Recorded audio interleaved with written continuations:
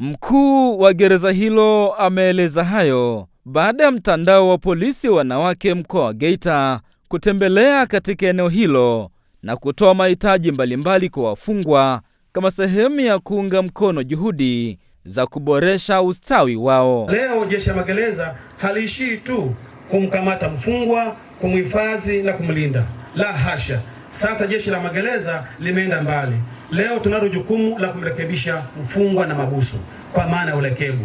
Leo ndani ya gereza letu hili tuna wafungwa na mabusu wapata 32 ambao tumefungua darasa la kuwafundisha KK 3.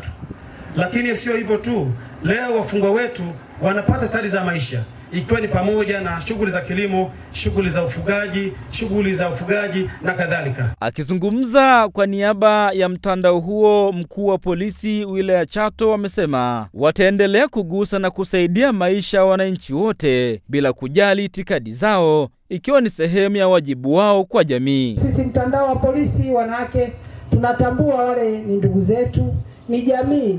Naamini wakitoka hapa watakuwa ni raia wema, watakuwa ni raia safi, na pia wataweza kutupelekea ujumbe huko ambapo wanaishi na jamii zao.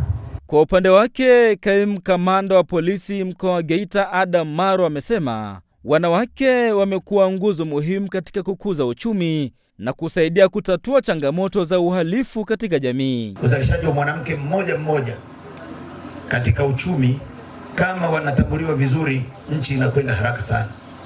Lakini pia wanawake hawa ndio wanaokaa na watoto katika hatua za awali, kwa hiyo wanaweza wakawarithisha watoto utamaduni mzuri.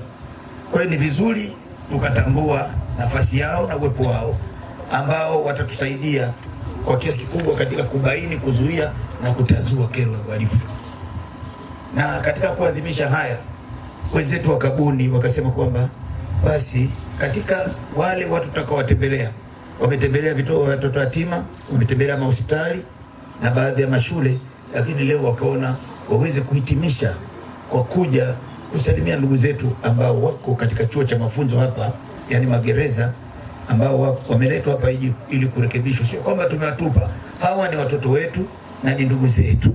Kwa hiyo tumeona kwamba tuje na wenyewe tuwashike mkono na tuwaonyeshe upendo. Kutoka Chato, mimi ni Mrisho Sadiki.